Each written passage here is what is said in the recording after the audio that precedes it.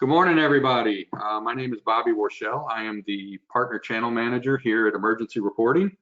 Periodically, we do some partner webinars, and today we're actually going to focus on Fire Recovery USA, which is one of our premier partners who handles fire recovery billing and some other billing options. So they're going to show the integration between their product and ER and how the two work together and what they can do for you.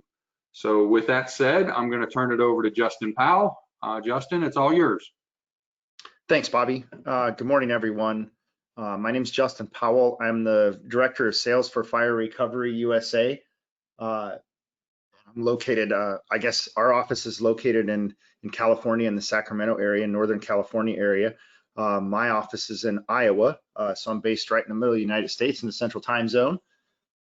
And work with a fair number of clients across the United States. So I've shared my screen here, and you can see that we offer comprehensive fire and EMS billing solutions. I know that some of the folks that registered are current customers of ours. Some of you are new. Some of you are just looking for information on what we offer. So I'm going to go through on a high level of the things that we offer and some of the solutions that we provide. Then I'm going to go into how this integrates with emergency reporting. So with that, I'm just going to run through a quick PowerPoint. I've just got 6 or 7 slides to show you, and then I'm going to go through how we integrate with emergency reporting, what the ordinances look like, what we require for run submissions on our side. So with that, we'll get started here. So like I said, we're Fire Recovery USA. We offer comprehensive fire and EMS billing solutions. Part of those, part of what we offer, I'll just click on the next slide here.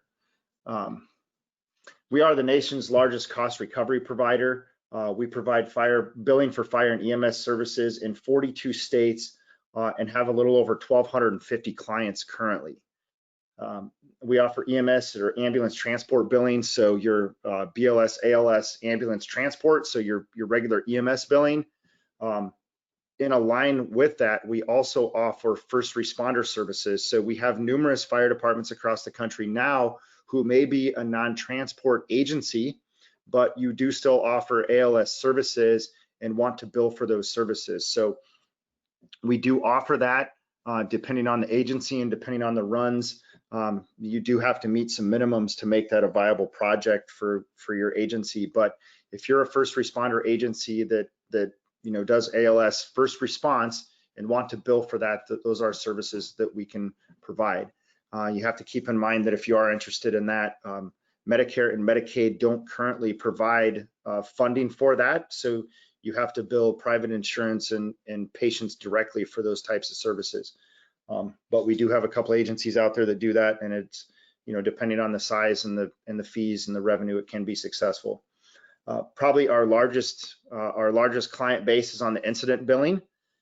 So that is billing for motor vehicle incident responses, vehicle fires, hazardous material releases, technical rescues. We do have some departments that bill for structure fires, commercial structure fires. So that's the incident response program. The next big offering that we have, really the top 3 that we offer, the next one is the inspection and permit billing. So your annual fire inspections, any fire and life safety inspections, permits that you issue, those types of services, that's the next largest service that we provide. I just attached a quick customer map.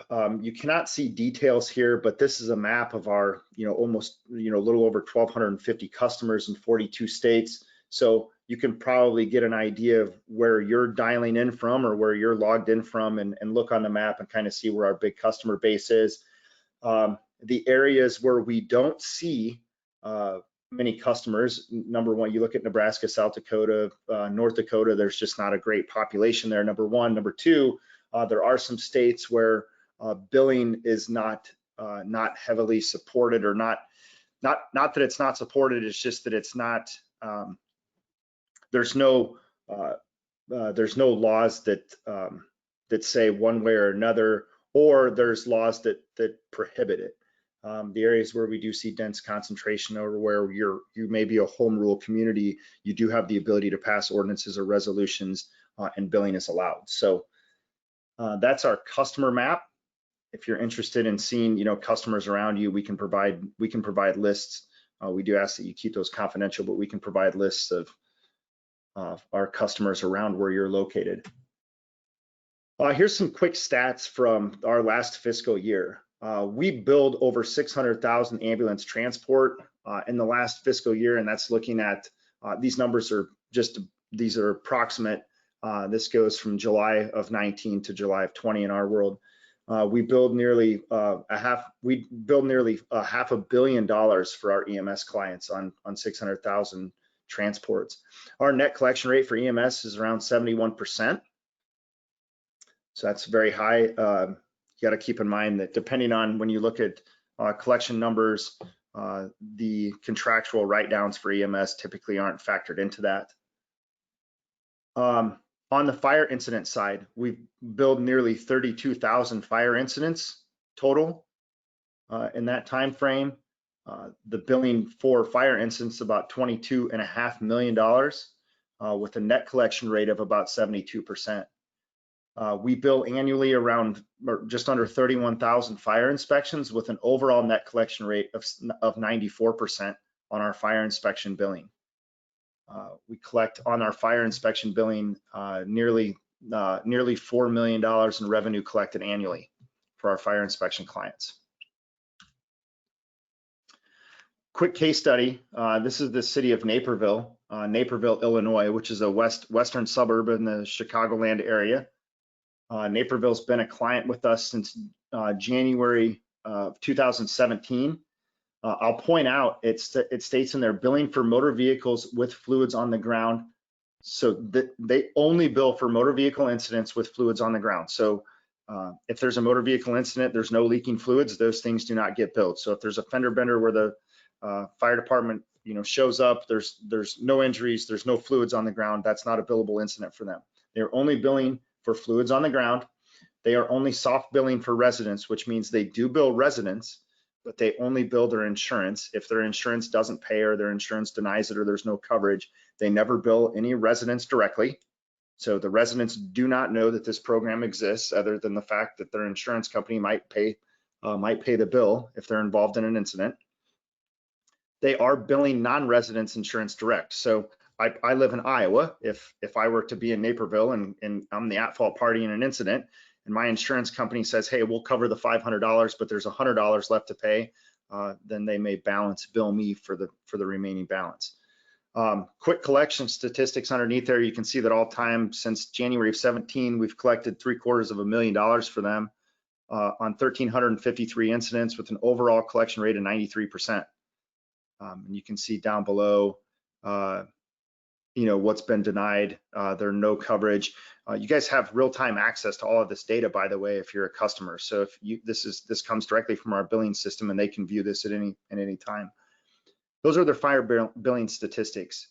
Down below that, in the box on the bottom left, we see their EMS. There's a case study for EMS billing, and you can see that when we took over the city of Naperville, they were collecting $449 per incident. Now, this is important. This is an important number in the EMS world. Sometimes we look at, we hear all the time, what is your collection rate? The collection rate, because people determine that differently, sometimes is not the best way to judge your overall revenue. Really, you want to look at your dollars collected per trip. So when we took over the city of Naperville, they were collecting from their previous billing vendor $449 collected per EMS trip that was billed. Today, they're around $607. So they've increased, that you run 10,000 trips annually and you increase your revenue collected per trip by $157. You can do the math, and really the collection percentage doesn't matter near as much as the dollars collected per trip, right? So it's all about, being able to raise your rates. And if you raise your rates, Medicare is still only going to pay what they're going to pay, and so is Medicaid, but private insurance will typically pay 80 to 90% of the loss minus co-insurance and deductibles. So the true nature of that is what are the dollars collected per trip. And we've got a couple other examples in there too, where you can see that Kingsley Area Ambulance Service went up $102. Lyle Woodridge, $132. Riceville, North Carolina, though that's a smaller department, but $25 per trip is a pretty significant increase in revenue. Quick fire numbers there. I'll move on to the city of Durham, another quick case study. The city of Durham only bills fire inspections with us. So they don't have an incident billing program. This is strictly for fire inspections. The city of Durham has been a customer with us since 2014, March of 2014. We have an overall collection rate with them since the beginning of time of 98.4%. And if you look over on the right-hand side, they build all their fire inspections internally before, and we hear this all the time. You know, our city finance bills for these things. They do a really great job. Well, in the city of Durham, they thought they were doing a really great job. They were at 64%. So based on their prior experience and based on their resources in-house, they thought 64% was a pretty good job just based on what they'd done in the past.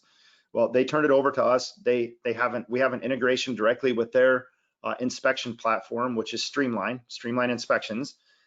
We have a direct integration with Streamline Inspections. We pull that data out of there into Fire Recovery, and we create their invoices in real time after they complete an inspection. So their inspectors are out in the field. They do an inspection this morning, and by this afternoon, the business owner that just had that fire inspection has an invoice electronically sent to them, and then they can click on pay online. So it greatly increases the efficiency of the overall prevention program. It greatly increases their revenue. It's all around better for the business owners as well. So you can just look at the statistics there. I mean, we've billed out almost 42,000 inspections, 40,600 of those have been paid. It's $5.5 million, and we've collected $5.3 million. Only 937 of those have ever been returned to the department for collections. So that's typically what happened. If we can't get it paid or someone goes out of business, then it gets returned to the department. 3 of those have been refunded. So you can see overall that's a very, very effective program. It just works really well for them. The last slide here is just my contact information. If you want to jot that down quick, or if you have questions, I know that you guys registered for the webinar. If you have questions, please reach out to me. I've got a couple other things to show. That was just a quick slideshow. I wanted to cover some high-level points. A couple other things I want to show, though. I'm going to go ahead and exit the slideshow. I'll move on to the emergency reporting piece. So many of you probably wonder, obviously, how we integrate with emergency reporting, right? If you're on this call, you're very likely an emergency reporting customer. How do we integrate with emergency reporting? So I've got a demo account with emergency reporting. I can click on my incidents, and hopefully this hasn't logged me out. Nope, I'm still logged in. So what happens with emergency reporting is whether you have a CAD feed with emergency reporting or whether you are just entering your calls into emergency reporting manually, right? I've got a call that I entered here. It's a motor vehicle accident with no injuries, right? It's incident 324. Fire Recovery imports your incidents from emergency reporting based on incident type. So 322s, 323s, 324s, 111s, 131s, whatever incident types you decide that you want to bill, we're gonna import this information from emergency reporting based on your incident. Now, how does that work? I've created this incident in emergency reporting, and I've gone through the process and I've QA'd this or authored this report, right? Once this report is authorized in emergency reporting, all of these check boxes are green, right? All of these have to be green in order for our API, I guess not our API, the emergency reporting API use that we pull against, looks at this and says, if this data is all green and it's an incident report type, in this case, the 324s that we import, we'll import this data once every 6 hours. So our systems query the emergency reporting once every 6 hours. We extract the data out as long as it matches your billing parameters. We're going to extract this data. Then it comes into the recovery hub. Okay. And in the recovery hub, this is just our development site. So any of the data you see in here is just development data. I'm going to go ahead and log into a department here and show you what this looks like when this comes in. So I'm going to log into this. Is just kind of my demo test site. So when I create this incident and emergency reporting, the data is going to automatically once every 6 hours. Now it might take up to 6 hours, but it may come in within 15 minutes, depending on the last time that we pulled emergency reporting. So we have customers that call in and say, hey, I've completed this incident and emergency reporting. It's not in fire recovery yet. Well, it could take up to 6 hours, just depending on the last time we pulled the data, right? So when I log into my fire recovery database, and this is the data set that you would log into, you see in here that I have a home screen, I have my claims tab. Under my claims tab, you can see that I have drafts. This information, this draft was uploaded from emergency reporting. So I have this incident location, 2271 Lava Ridge Court. That's where the incident happened. If I click on this, this will show me the incident information as I entered it from emergency reporting.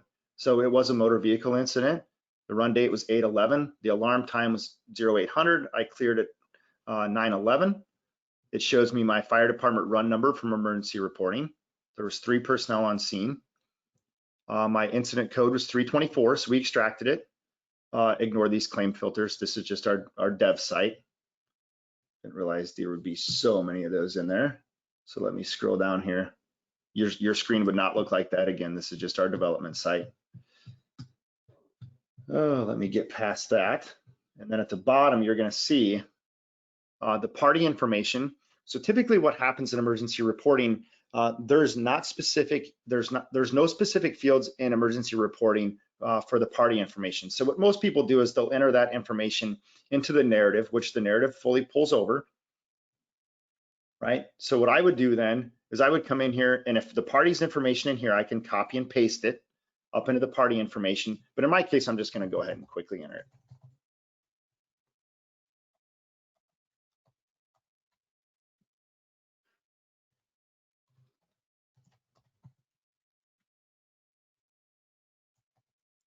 Okay, insurance information, you can kind of see that these fields are required.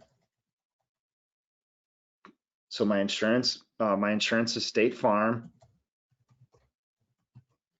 Okay, the vehicle make and model. Some of this information is not required to submit the run to us, but if you have the ability to do it, please enter it for us. It helps us.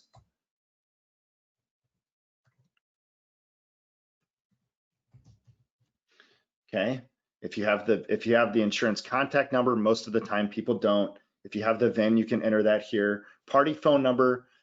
Is the party at fault? Don't worry about that. Most of the time, it's not up to us to determine at fault. The insurance companies determine who's at fault.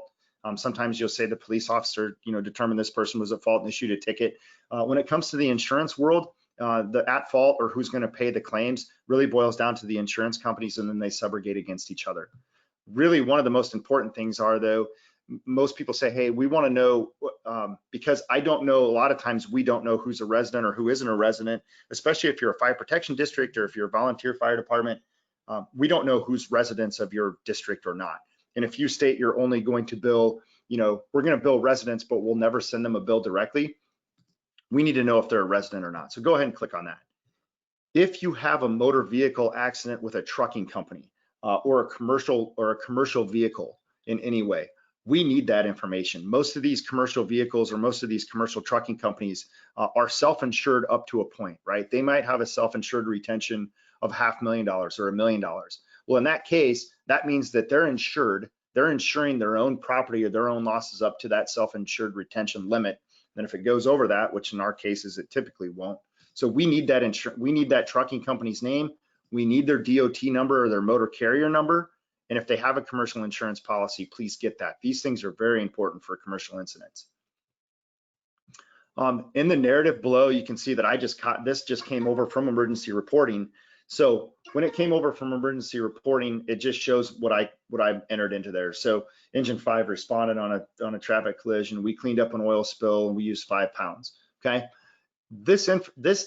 at this point, this is a completed incident.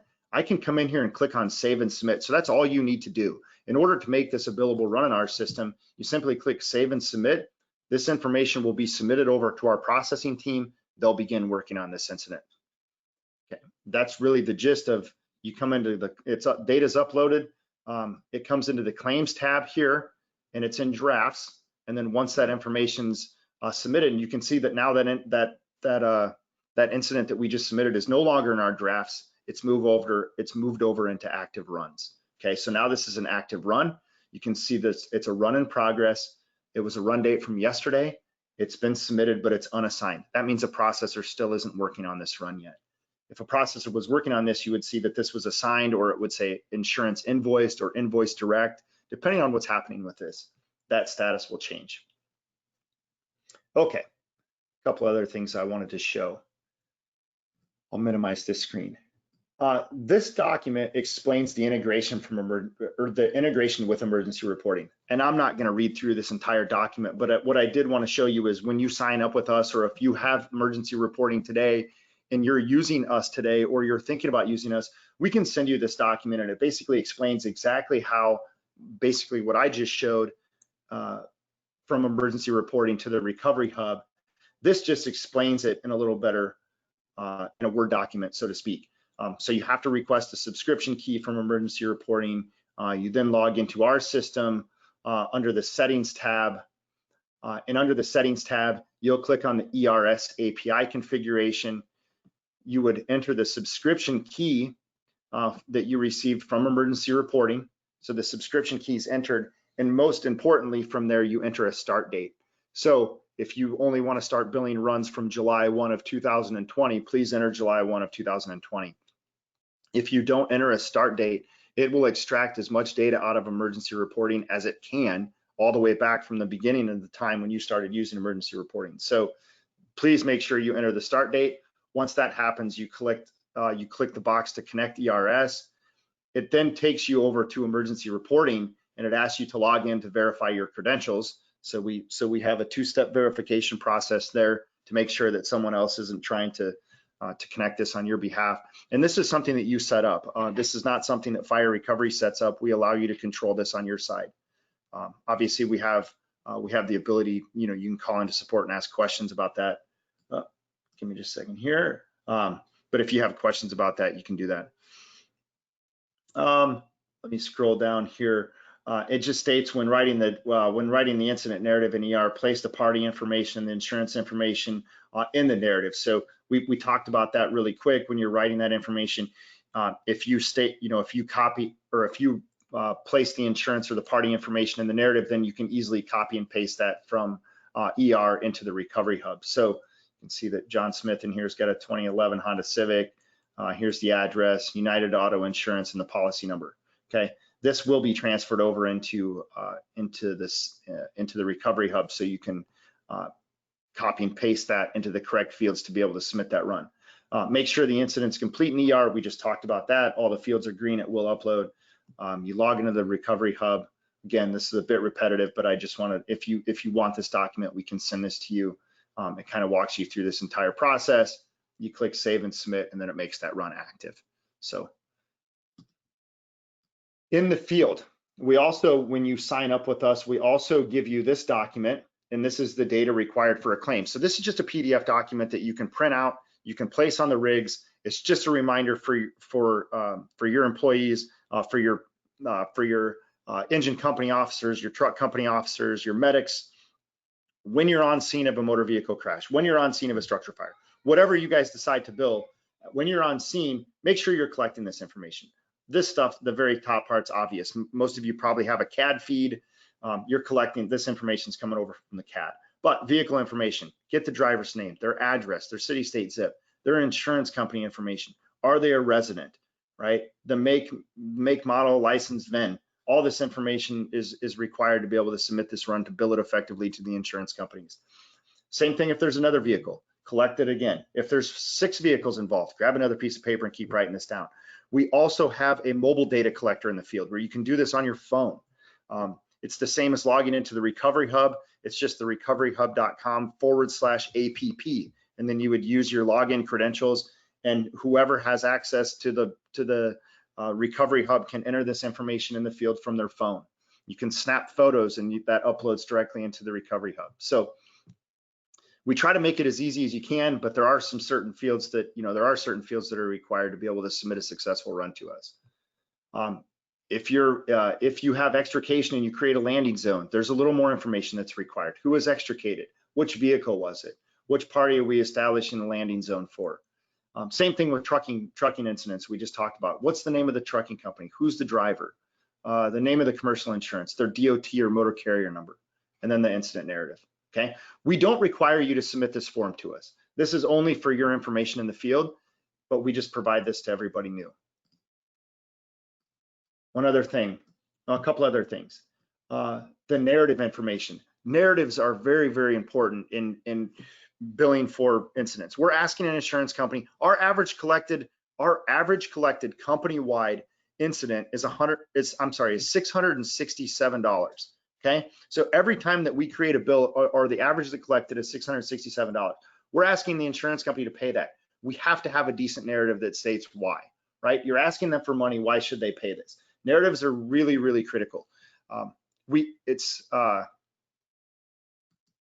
In the recovery or in the EMS world, we write good narratives, right? Because we may have to, 2 years from now, that may come back to us and we may have to justify what we did, right? So in the EMS world, we're really pretty good about writing narratives.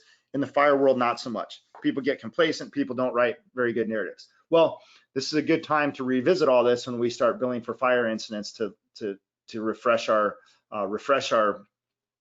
narrative writing skills when it comes to fire incidents. So we provide you this too. So narrative examples, basic response, if it's a hazardous material cleanup, just some keywords to use. Hey, we blocked the roadway. We removed debris from the roadway. We disconnected a battery. For extrication or for a vehicle fire, extrication is a good example. We don't think of popping a door with a Halligan as extrication, but if a person was not able to extricate themselves from a vehicle and we simply used a Halligan, right, or a bar, and we pop the door, that's extrication in our world, right? That's extrication to the insurance company, right? The individual was not able to extricate themselves from the vehicle. They couldn't get out of the vehicle on their own. So we just provide some keywords, right? Helicopter operations, and we provide this to you if you're a new client. Every new client receives this. All right, the last piece that I wanted to show is the sample ordinance. So many people say, hey, can you help us develop an ordinance? Yes, we can. We can give you an ordinance if you're a volunteer fire department, or if you're a district. Some people require a resolution. So an ordinance, a resolution, or a bid interchangeable in our world. We can provide those to you. We will provide this just to make sure it's on the that everything's correct. You do have the ability to make changes to this if you want to. We ask that if you do change this, please let us know so we can review it. We want to make sure that you're in line with local and state laws. Biggest part is you come down to Exhibit A and it talks about our rates, right? So lots of questions on what actually can we bill. Well, here are some of the things that are the most common to bill for. So motor vehicle incidents, right? Level 1, provide hazardous material assessment and scene stabilization. Level 2 includes level 1, but then it talks about absorbance or fluid cleanup. Level 3 would be a car fire, right? We used fire suppression, maybe we used some foam, we were on air, we used hand tools, those types of things. Extrication, so extricating someone from a vehicle, tools, ropes, airbags, cribbing, all those types of things, right? Creating a landing zone. I scroll down and we can talk about, a hazardous material response. Keep in mind also that if you ever have equipment that is damaged or completely damaged on one of these responses, we can also bill for the damaged equipment. So on a hazardous materials response, if you have a set of turnout gear that was ruined because it was contaminated with hazardous materials, we can actually charge for that turnout gear, or hose or booms or any of those types of things. Okay, fire investigations, structure fires, whether it be residential or commercial, illegal fires, water incident responses. These are kind of the most common things that agencies bill for. Under the fire inspection side of things, we do have departments that bill for fire inspections. I can kind of show you that in the Recovery Hub as well. Let me back out of here and show the fire inspections piece really quick. The way the data is loaded, we can extract data from numerous types of systems. So just from a high level, and again, this is our development site, but I'll show you the inspection side of things really quick. And then we'll close and we'll answer any questions. So if I go into my fire inspections and click on invoices, this will just show the invoices for our fire inspections. These things are going out in real time. Again, this is our development data. So this is the information that's loaded into our system. We automatically email out these invoices. You can see that the data is loaded. This is a small restaurant inspected on 8/3 of 2020, and it's a charge of $50. This information is directly emailed. If we have an email address, this information is emailed, and this is what those invoices look like for our fire inspections. So this just happens to be the demo site for the city of Tyler, Texas. This invoice went out to Which Sandwich Shop. You can customize these invoices to say what you want them to say. Go ahead and click on this and they can pay online. So every agency has not every agency, every invoice has a customized link that you can click on to pay online. They can also pay by mail. So if they scroll down, then they can see their actual invoice itself. If they click on, because this is our development site, I'm not sure. Yeah, if I click on that link's not gonna work.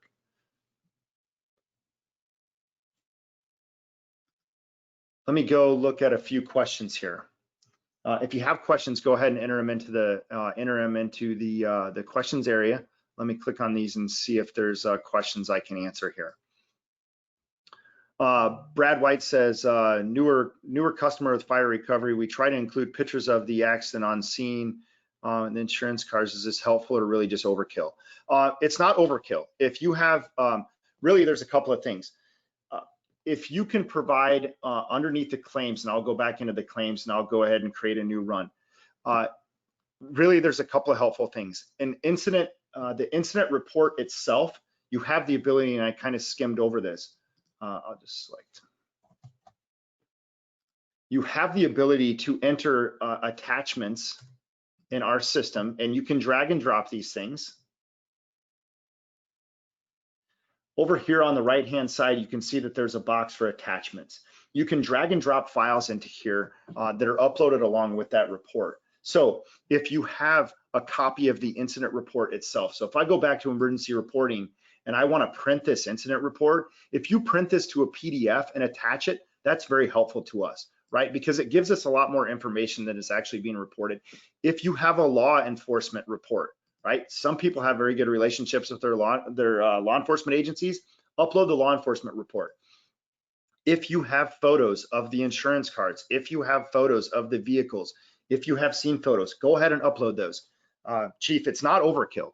The more information that we have on the billing side of things, because you may, when it gets entered into the insurance, or when it gets entered into emergency reporting in the recovery hub, insurance information can be transposed. Maybe we don't have the right policy number, but if you have a photo that backs it up, it's just one less call we may need to make to your department or to you to help clarify information in the billing process. And it slows it down. Timeliness of getting these things billed is really, really critical in our world. We want to try to get these incidents billed and collected for you as quickly as possible. The people who are really good at this are the towing companies. Towing companies, if they come out there and they clean up after a wreck and they tow a couple of vehicles, they're getting these things billed the very next day, right? Because they understand if their bills come in late and the policy limits are reached, or they're late and a claim's closed, which isn't too typical, but if policy limits are reached, then they're not going to get paid. So we want to make sure we get these things billed out as quickly as possible for you. So to answer your question, no, that's not overkill to attach photos and pictures of insurance cards and those types of things, no. Tim Mitchell has a question. How do you receive a subscription key from emergency reporting? Good question. Let me go back. I think I minimized that document or closed that document. The subscription key from emergency reporting is located in that document. Let me open that back up and share it on my screen. If I go back up to the top in here, there's a and you can use this link right here. It's surveymonkey.com/r/subkey. So this is where your, and I'll actually just copy and paste this into the question and answer here, Tim. Hopefully that, I'll send this to all. Hopefully you received that. So if you are a current customer of ours and you need a subscription key from emergency reporting, this is where you're gonna go get that. Emergency reporting, the tech support team at emergency reporting will provide this to you. Another thing to keep in mind, there is no charge for this. Because we are a premier partner with emergency reporting, the link between fire recovery and the emergency reporting API is paid for by us. It's included in our premier partnership with emergency reporting, so there is no charge to you guys. So if you're interested in that or you're a new customer thinking about coming on board, there is no charge for the link between fire recovery and emergency reporting.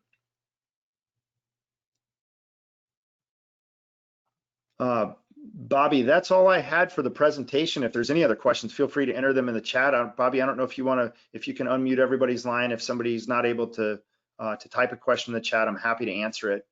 Happy to answer it online too. Well, I am clicking on unmute all and it's not doing it. That's usually the way that goes. Let's see if I can do it. I can do it individually.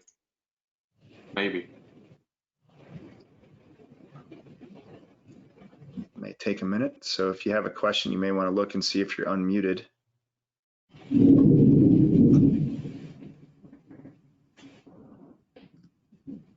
Well, I don't know. Some of them are unmuting, some of them aren't. And maybe now that I've clicked it, they may have to control it on their end. Right. If you have a question that we didn't answer, or there's something else you'd like to ask, please feel free. If you're unmuted, feel free. Chris Evans just asked about the webinar link. Yes, in 24 hours, a link will go out automatically to everybody after this recording processes. It'll go out automatically in a 24-hour window. Right, so if you registered for this and were not able to attend, you'll automatically receive the recording. So appreciate that, Bobby, thank you. Looks like Roger Parker had a question. Do you bill for fire code permits? Yes, I mean, we do have the ability to bill for permits as well. So the inspection and permits piece are really kind of one and the same for us, Roger. So depending on that, depending on your workflow, we may need to talk about what your workflow is for that, but we do have the ability to bill for fire code permits as well. Most of the time people bill for those operational type permits that are linked to inspections. But to us, an invoice is an invoice. So we have the ability to, do it for an inspection, an operational permit, a code permit, however, whatever your workflow is for that.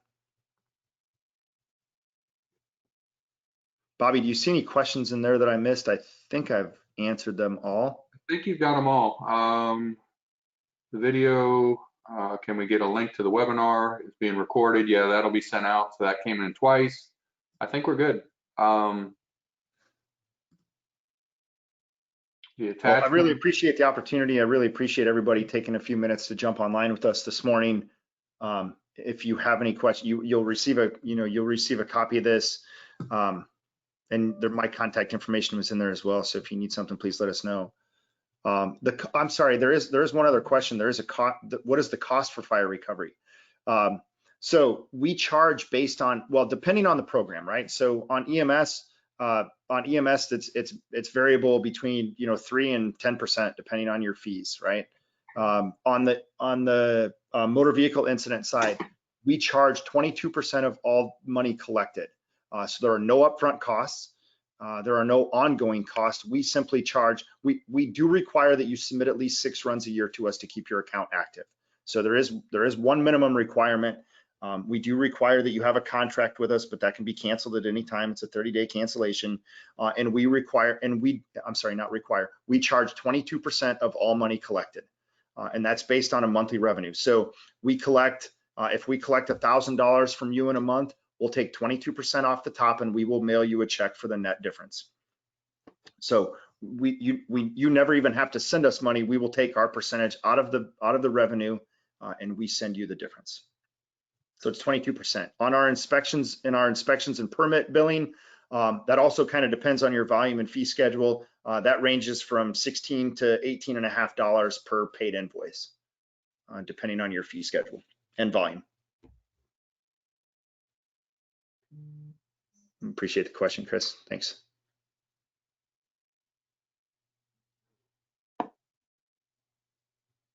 That may be about it. I don't see any more questions.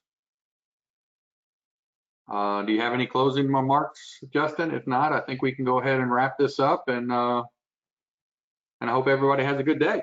Yeah, thanks everybody. Definitely appreciate the opportunity. And if you have any other additional questions, please get a hold of us. Happy to help. Thank you, everybody. Take care. Have a safe day. Thank you.